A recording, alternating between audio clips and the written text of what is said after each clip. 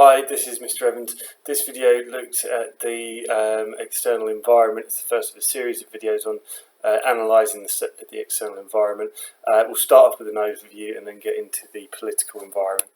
So just provide an overview of where we are. This unit is all about analysing the strategic position of a business in order to set the corporate strategy that's going to allow us to achieve our mission statement. And we're in this corporate strategy, this planning cycle, looking at setting a mission statement, conducting an analysis, and then going about setting our objectives, creating a strategy, and basically working towards achieving our mission statement. So we've looked at how to analyse the internal environment of a business through looking at our strengths and weaknesses. Now we're on to the external analysis, and this obviously forms part of our SWOT, which is our tool that's used for strategic planning, involving analysing a business' internal resources and its external environment. And remember, what we're looking for in the external environment are opportunities that our business has to sort of flex our muscles, show our strengths, and we're looking for any threats in the external environment that may have an impact on our weaknesses that we need to be aware of, so we can try and mitigate their impact on us. So that's the big picture. The first series of videos here is going to look at the political and the legal environment.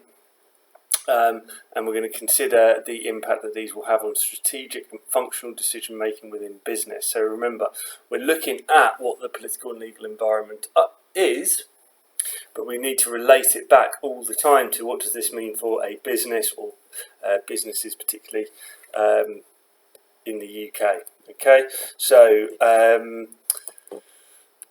first of all, let's just define what the political environment is. So by the political environment, we're talking about the decisions and actions that are taken in relation to the governance of a sovereign nation.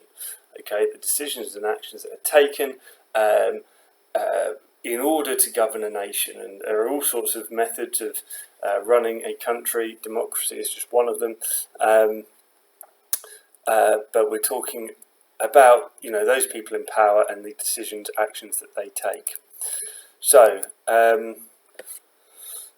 first of all, we're going to have a look at some different government policies that can have an impact on businesses, because government policies, areas of government spending will affect businesses. So first of all, education and training. This is an area of spending for the government in most economies. Most developed economies will provide some sort of education for their people.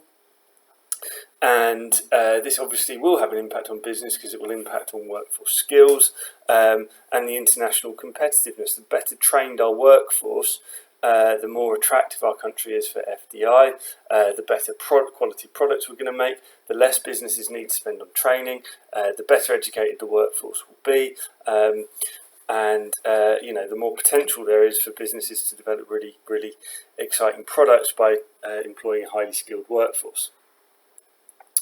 Transport policies will have a big impact on business. Okay, road, rail.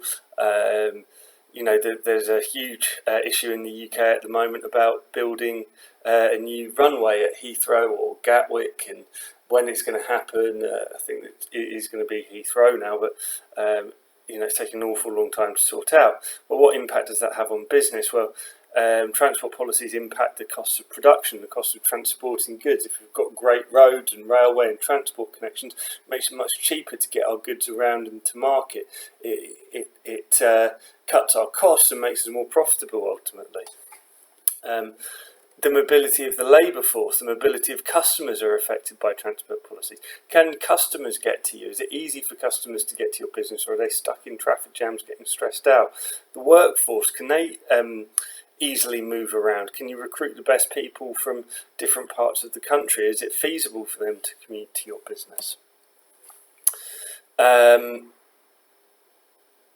Health policies are going to have an effect as well on the productivity of the workforce, the creation of support industries like pharmaceuticals industries, things like that.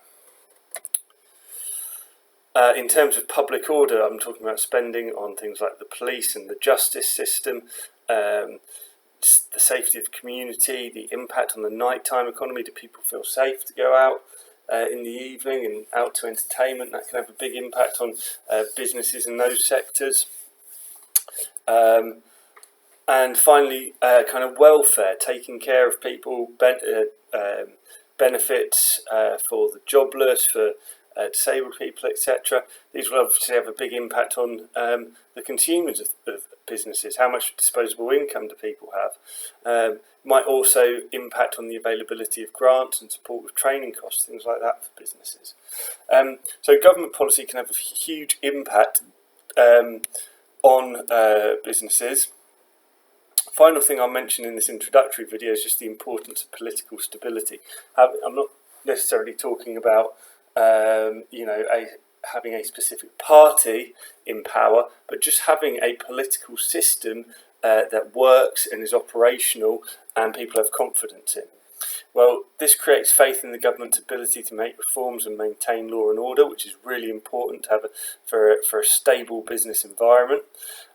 It allows the public sector to run, so education, healthcare, transport, etc. If there's political instability, if the government's in danger of not being able to run, there's a risk that these vital services won't be funded. And that will have a massive impact on businesses and the population as a whole. And usually political instability